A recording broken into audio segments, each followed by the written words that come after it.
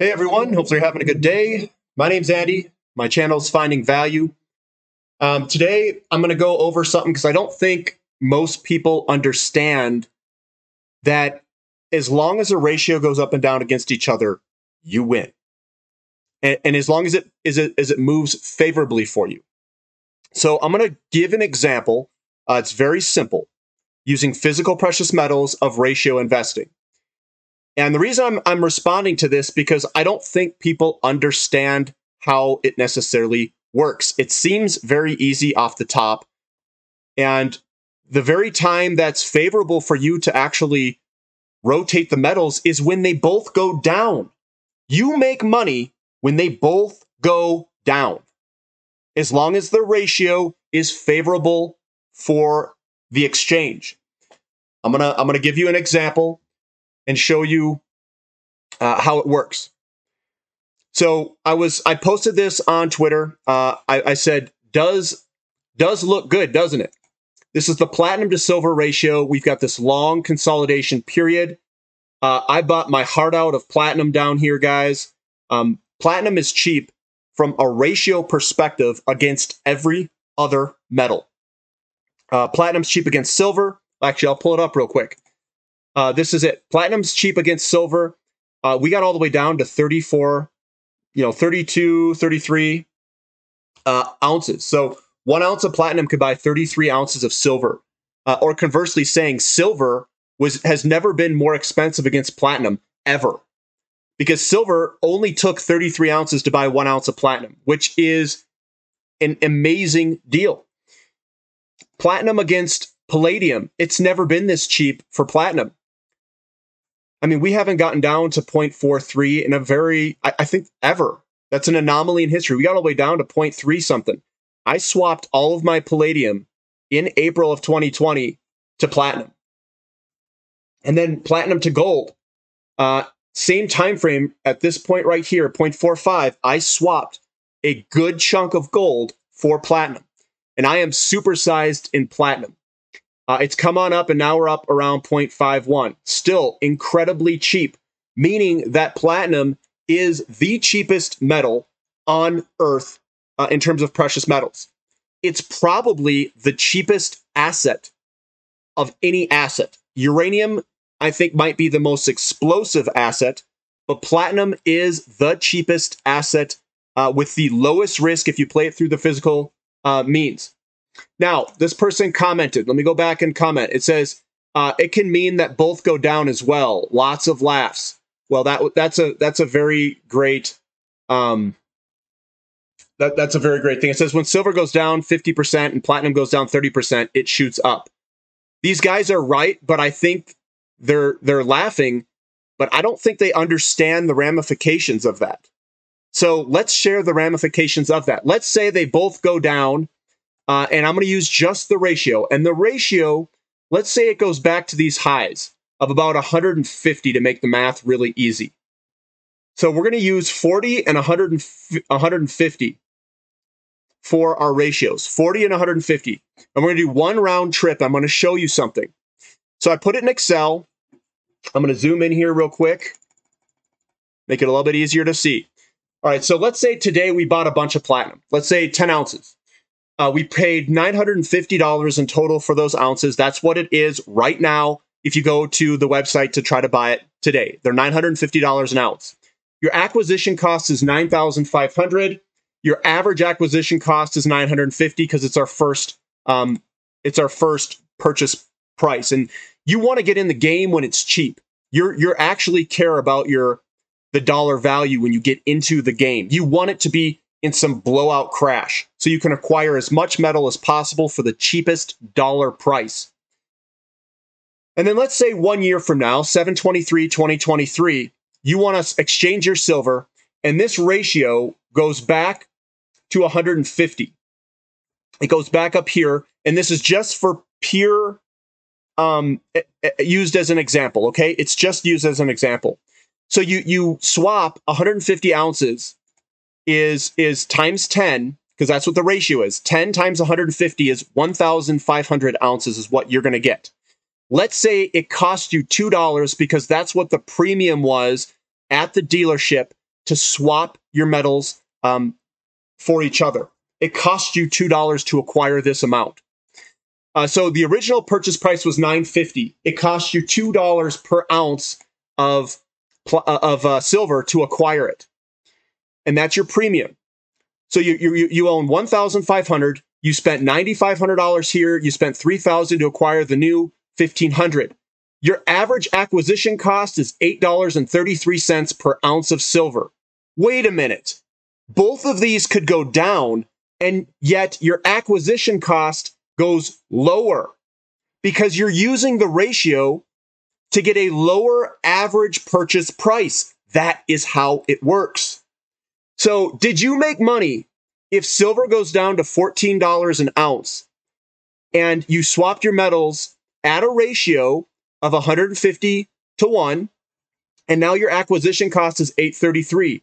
Yes, you made money, and it's preferable that they actually go down in price because your premium paid goes down. Usually in a free market, that's how it works. Usually if something goes down, it's in less demand, usually, and your premium paid goes lower. I paid, when I swapped my palladium for platinum, I paid $30 an ounce for the acquisition cost to make that happen. I paid $30. And I think that was great. And when I swapped my gold, I actually paid $10 because I got a premium on gold because they were short on gold and silver. So I got a premium for swapping my gold.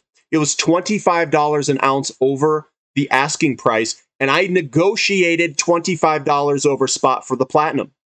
I had zero acquisition cost when I did that. It's favorable for the market price to go down because your premiums go down. Then let's say we did a round trip. It went back. I used 38. I used 38 here, and I just grabbed this in here. It was 38 somewhere in this range in here. I grabbed 38 as the price. And if you use 38, it's 1,500 divided by 30. Or no, I used. Let's see what the ratio I actually used. It'd be 1,500 divided by 38. I used the ratio of 40. I used the ratio of 40 and I rounded up.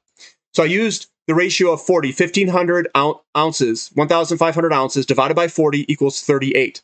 The acquisition or premium paid, I used the premium of today, which was $65 an ounce.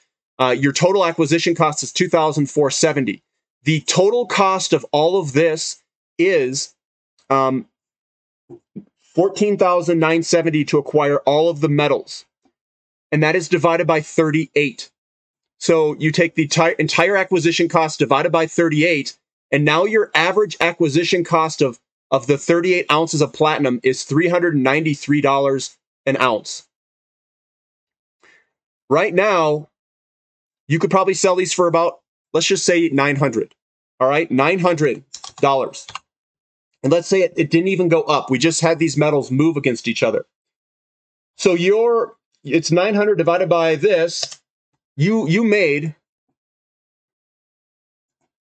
228% is what you made. Well, it's 2.28. It's 300 something percent.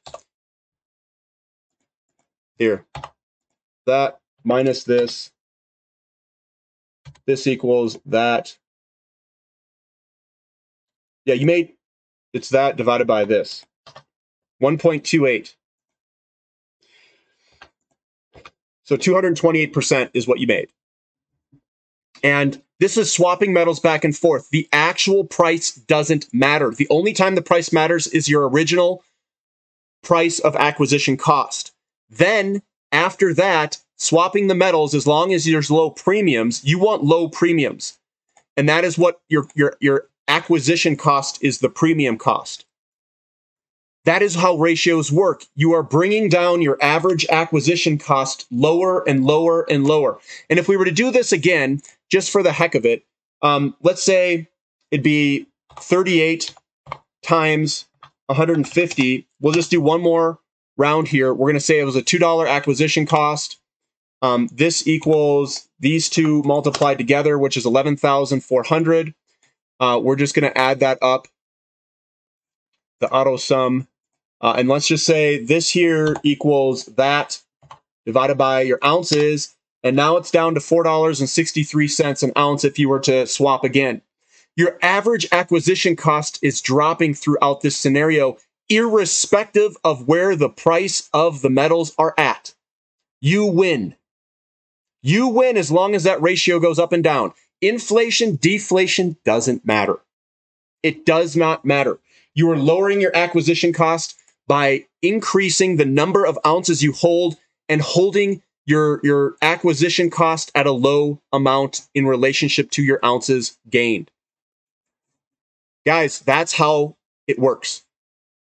So if it goes down, if they both go down and one goes to an extreme level, you still win because your acquisition cost goes down. You are making money. Irrespective if the metal goes up and down. It's an ingenious way to invest.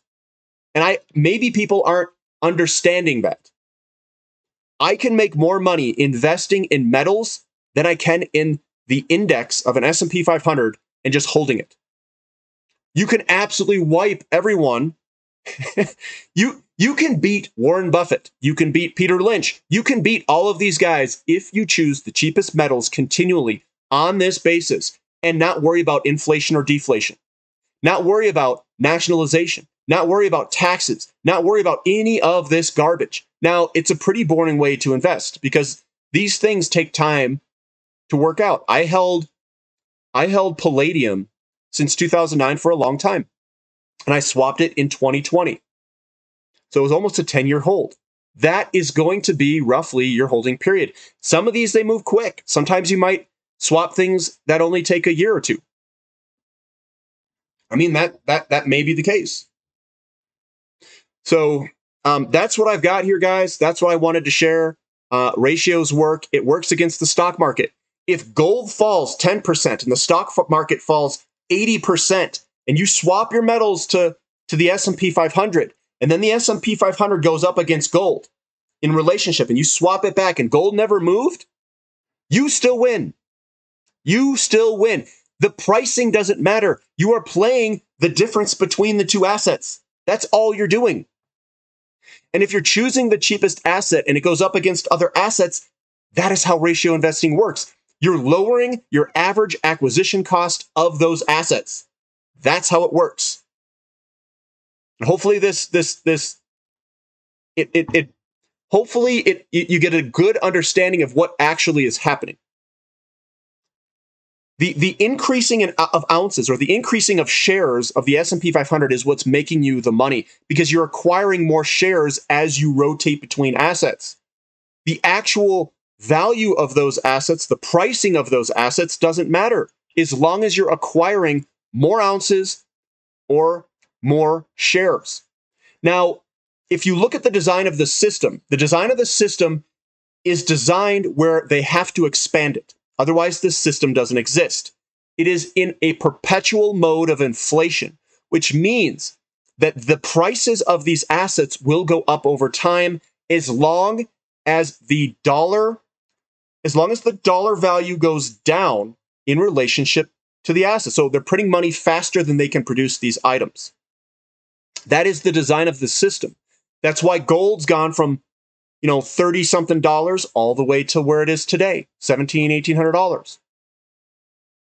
You win because you're acquiring assets, you're acquiring more assets on a basis that the dollar is being depreciated, which means the value of these assets priced in dollars goes up. It's another ratio.